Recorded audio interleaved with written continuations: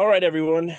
I'm Adam Patrick from the Viking Age, and today we are joined by a very special guest. He is one of only three players in Vikings history to catch at least 10 touchdowns as a rookie. He is the one and only Vikings wide receiver, Jordan Addison. Jordan, thank you for joining us today. What's going on? What's going on?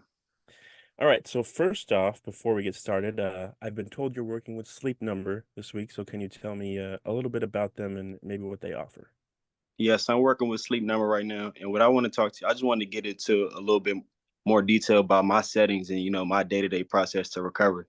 So with my Sleep Number bed, my setting right now is on 45, and I feel like 40 the setting 45 is perfect for me because it's not too firm, but at the same time it's not that soft. So it just gives me a great balance for me to wake up every day and chase greatness. Yeah, help you get those 10 touchdowns. You know. Um, Alrighty. So this past season was your first in the NFL. So I'm just going to ask you, was there a moment at any point in the season where you allowed yourself to just kind of step back and say to yourself, I made it. Not that you're satisfied with just, making it to the NFL, but was there a moment where maybe when you got to play a game against Patrick Mahomes, or you got to see the Vikings fans do the skull chant inside US Bank Stadium Yeah. for the first time, or playing Monday Night Football? Was there ever a moment last season where you're like, yeah, I made it to the NFL? I'll say my of course all my first few games, of course that, but like I say my first primetime game or my Monday night game, the 49ers game. Yeah. Big game, that all the hype on 49ers that they getting everybody, that's what everybody talking about. So it was just a crazy experience to see how that turned out. Yeah, you made a few plays in that game, so Just a couple. turned out pretty well. On the flip side, was there a moment maybe from your rookie season where you felt like you proved to yourself that you can hang with the best of the best in the NFL, like you belong in this league? Yeah, I'll say for me, that moment is just showing up at every game, staying healthy and just showing my team that I'm going to come out here and make plays every single game. Yeah. You made a lot of plays, and I enjoyed watching those. So recently the NFL announced six players as the nominees for this year's Offensive Rookie of the Year award. Surprisingly, you were not one of those rookies nominated, despite the fact that you led all rookie wide receivers in touchdowns and touchdown catches. Can you describe maybe how you reacted to finding out that you weren't one of the six nominees for the Offensive Rookie of the Year award? It just showed me I got a little bit more work to do. That's all that is. I don't get to vote or Right. control any of that. So I gotta show them more in the field. That's what it showed me.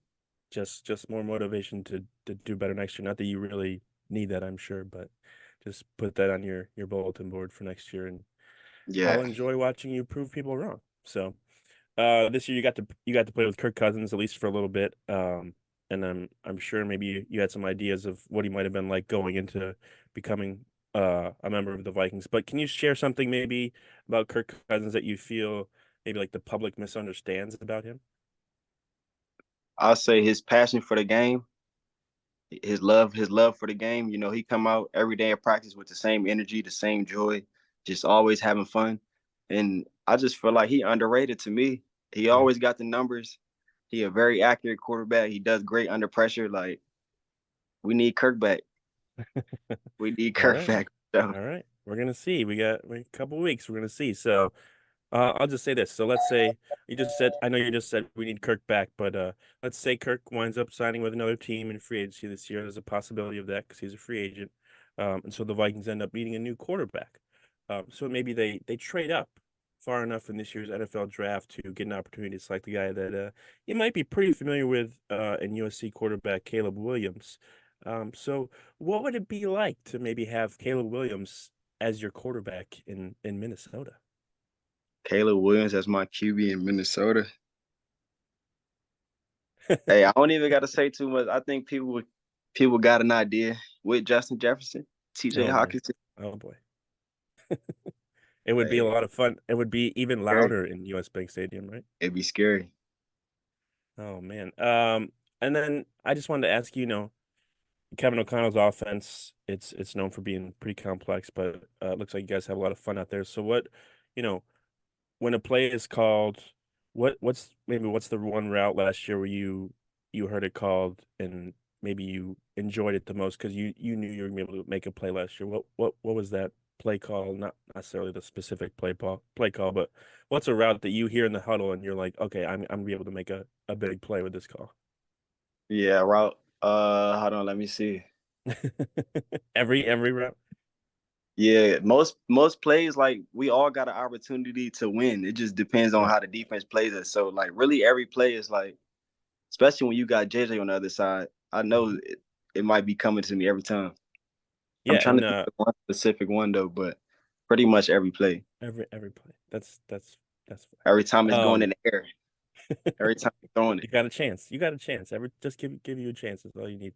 Lastly, I'll leave you with this. So Justin Jefferson was injured for a bit last year, so that left you and guys like KJ Osborne and TJ Hawkinson to make up for him not being on the field. What do you think the biggest difference was in terms of what you saw from defenses when Justin Jefferson was on the field and when he was off the field? Was there a huge difference? Like, did you Oh see yeah, it was more? a huge difference. When he on the Yeah. field, half of the defense is on his side. When he not on the field, they just go play us straight up. So him being So out make a big difference for sure. yeah. So did you like you mentioned that 49ers game? Did you feel like you had more attention on you that game than let's say what the Of Lions course, games at the end of the season? definitely. But Yeah. as a competitor, that's what we was in the receiver room as competitor. That's what we looking for. It's like, all right, we know our main sniper gone, so Mhm. they gonna test us. So we got to show everybody what we could do. And it didn't matter in the 49ers game because you still made lots of Still got to plays. win. To win. All right. That's all I got for you today, Jordan. Great job this season. It was super fun to watch you out there in the field. Best of luck next season and thanks for joining us again today. Appreciate you.